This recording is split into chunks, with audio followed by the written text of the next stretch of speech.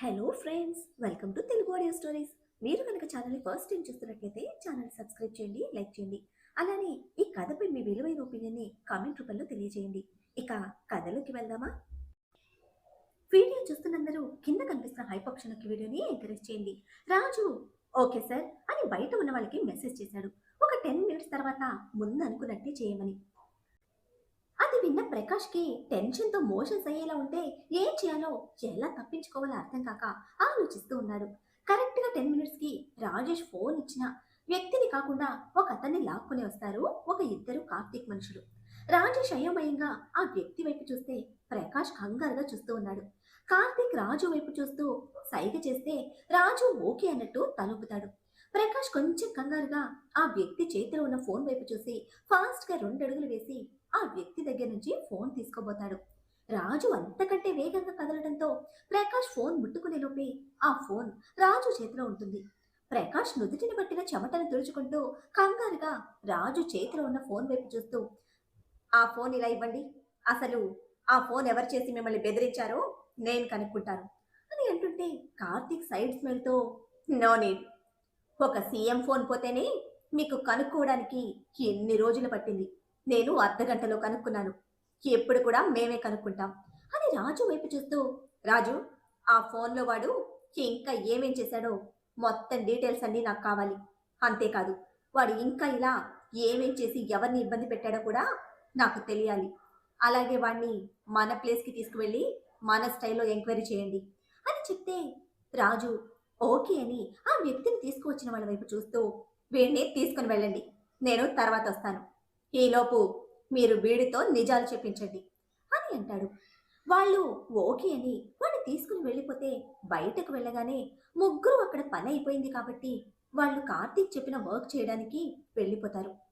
ప్రకాష్ కంగారుగా కార్తీక్ రాజు వైపు చూస్తూ మనసులో, ఇప్పుడు ఆ ఫోన్లో ఉన్నవన్నీ బయటకు వస్తే కష్టం, ఏం చేయాలి ఇప్పుడు అని ఆలోచించి ఒక 2 నిమిషాలకు, అవును, వీళ్ళు ఉన్నది ఇద్దరు, వీళ్ళని లేపేస్తే సరిపోతుంది కదా, బయట మొత్తం నా సెక్యూరిటీనే ఉంది, ఇంకా నా పర్సనల్ సెక్యూరిటీ కూడా ఉంది, ఒక్క మాట చెప్తే వీళ్ళిద్దరూ అడుగు కూడా బయట పెట్టకుండానే ఇద్దరిని ఎవ్వరికీ తెలియకుండా ఇంటి వెనక పెరట్లో పాతి పెట్టేస్తారు.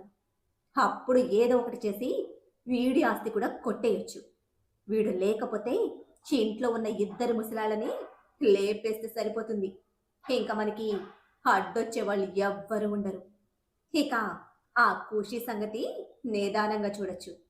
రేపు ఆర్టిస్ట్ వస్తాడు కాబట్టి ఆ కార్తీక్ గాడు ఎలా ఉంటాడో తెలుస్తుంది, వాడి ఆగడాలు కూడా అడ్డుకొని వాడిని కూడా లేపేస్తే సరి అని అనుకుంటూ ఫోన్ తీసుకుని అతని పర్సనల్ సెక్యూరిటీకి మెసేజ్ చేస్తాడు, అజయ్ కృష్ణ రాజుని లేపేయమని. ఈ విషయం బయట ఎక్కడికి వెళ్లకుండా గవర్నమెంట్ సెక్యూరిటీని మత్తులోకి పంపించమని. అక్కడ గవర్నమెంట్ సెక్యూరిటీగా ఉన్నది కేవలం 20 మంది మాత్రమే, మిగిలిందంతా పర్సనల్ సెక్యూరిటీనే. మెయిన్గా ఉన్న సెక్యూరిటీలోనే ఇంకొక 20 మంది పర్సనల్ సెక్యూరిటీ కలిపి వర్క్ చేస్తూ ఉంటే మొత్తంగా ప్రకాష్ ఉంచుకున్న సెక్యూరిటీ మొత్తం 90 మంది. అందులో ఒక 10 మంది స్పెషల్ సెక్యూరిటీ. నిజానికి అది సీక్రెట్ సెక్యూరిటీ. వాళ్ళు అడవిలో ఉండే గిరిజనుల వాళ్ళు, వేటాడలలో ఆరితేరిన వాళ్ళు. కానీ ప్రకాష్కి తెలియని విషయం ఏమిటంటే అలాంటి వాళ్ళు కార్తీక్ దగ్గర 50 మంది ఉన్నారు అని. ఇప్పుడు ప్రకాష్ దగ్గర ఉన్న వాళ్ళలో 4 కార్తీక్ మనుషులే. ప్రకాష్ మెసేజ్ అందుకున్న పర్సనల్ సెక్యూరిటీ హెడ్ ప్రకాష్ మనిషి కావడంతో ప్రకాష్ చెప్పిన పని చేస్తూ ఉంటాడు ఆ సెక్యూరిటీ హెడ్. ప్రకాష్ ఫోన్ నుంచి మెసేజ్ వెళ్ళగానే కరణ్కి అలర్ట్ వెళ్ళడంతో పాటు ప్రకాష్ పెట్టిన మెసేజ్ కూడా వెళ్తుంది. పట్టుకోవాల్సిన 4 ఇద్దరిని అప్పటికి పట్టుకోవడంతో కరణ్ అలర్ట్ వచ్చిన మెసేజ్ చూసి శౌర్య మైక్కి చెప్తాడు ప్రకాష్ చేసిన మెసేజ్ గురించి. శౌర్య ఒక్క నిమిషం ఆలోచించి, కార్తీ దగ్గరికి వెళ్దాం మనం, మిగిలిన ఇద్దరిని తర్వాత తీసుకుని వెళ్దాం అని అంటాడు. మైక్ కరణ్ వైపు చూస్తూ, అవును, సార్ దగ్గరికే వెళ్దాం, సార్ ఫైట్ చూసి చాలా రోజులవుతుంది అని అంటాడు ఎక్సైటెడ్గా. కరణ్ కూడా నవ్వుతూ కారు యూటర్న్ తీసుకొని గేర్ మార్చి కార్ స్పీడ్ పెంచుతాడు, ఫైట్ సీన్ ఎక్కడ మిస్ అవుతాడో అని. శౌర్య ఇద్దరి వైపు చూస్తూ, ఐ థింక్ ఆ ప్రకాష్కి రావణ్ ఈ రోజే స్పాట్ పెట్టినట్టున్నాడు, ఈ రోజుతో అతని దరిద్రం వదిలితే మనం ఇంకా హ్యాపీ. నేను హ్యాపీగా నా రక్షి బేబీతో హనీమూన్‌కి పోతా" అని అంటే కరణ్ నవ్వుతూ, "హలో బావగారు, హనీమూన్ పోవాలంటే ముందు పెళ్లి కావాలి. అంటే తమరు 2 ఇయర్స్ తర్వాత హనీమూన్‌కి పోతారన్నమాట" అని అంటాడు. దానికి శౌర్య పళ్ళు పటపటా కొరుకుతూ, "రే ఇడియట్!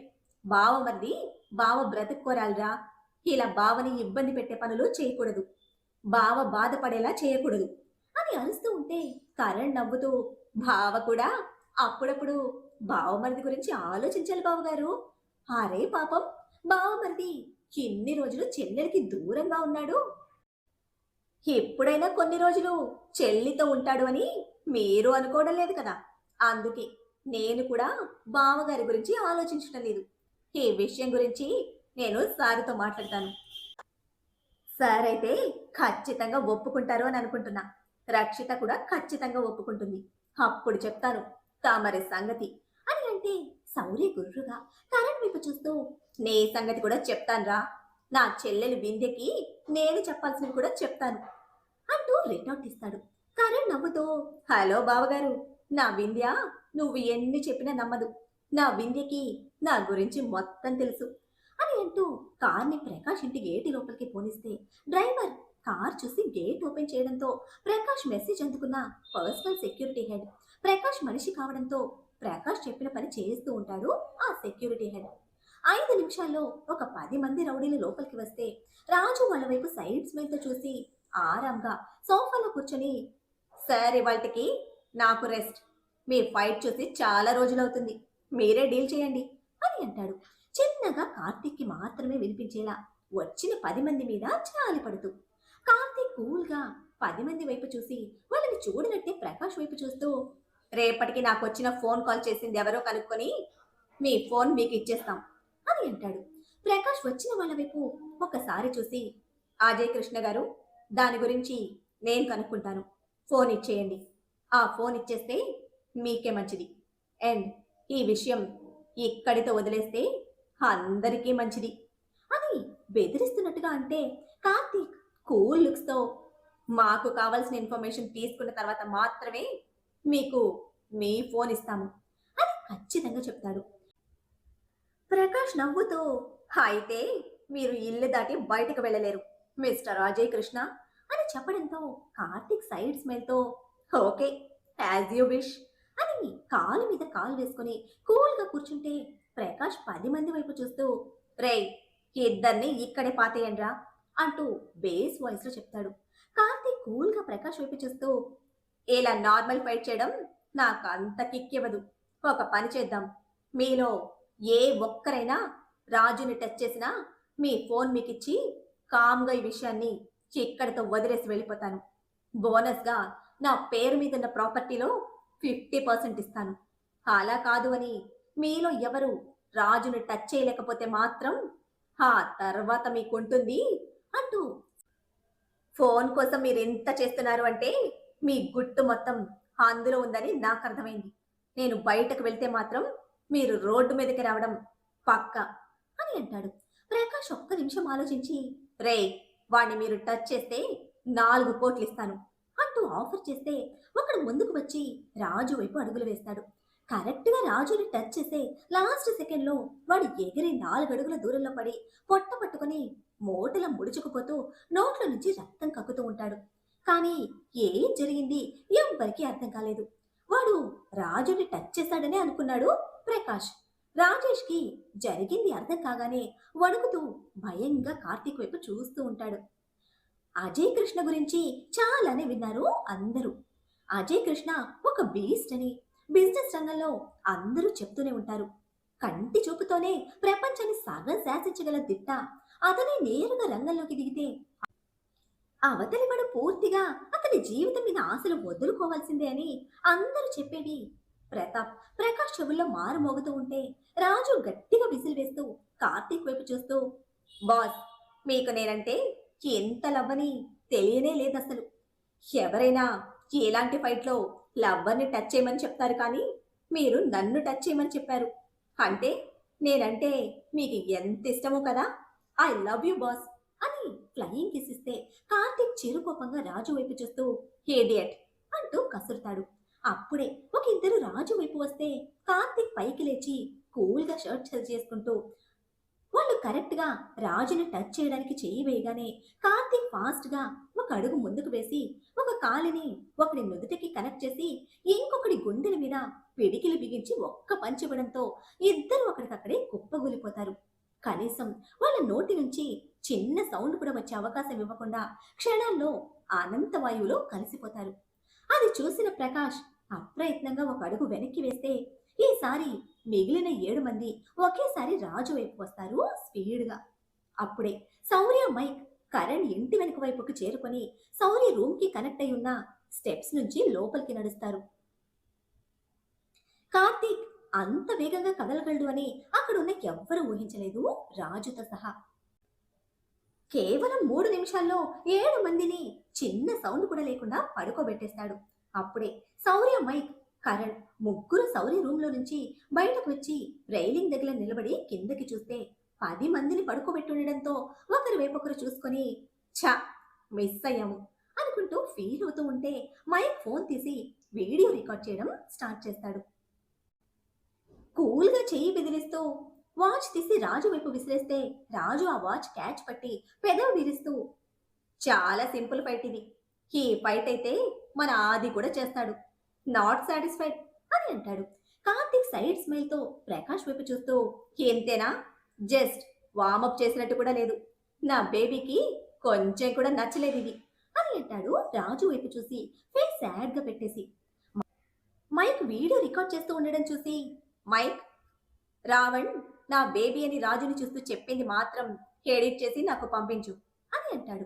మైక్ ఓకే అని అనడంతో మనసులో రావణ్ నీకుంది ఇంటికి వెళ్ళిన తర్వాత అని అనుకుంటాడు సైడ్ స్మైల్ తో. ప్రకాష్ కోపంగా కార్తీక్ వైపు చూస్తూ గట్టిగా విసిల్ వేస్తాడు. ఒక్కసారి లోపలికి ఒక 30 మందితో పాటు గిరిజన ప్రాంత మనుషులు ఒక 4 లోపలికి వస్తారు. ప్రకాష్ కార్తీక్ వైపు చూస్తూ వీళ్లను దాటి నువ్వు బయటకు వెళ్ళడం జరగని పని.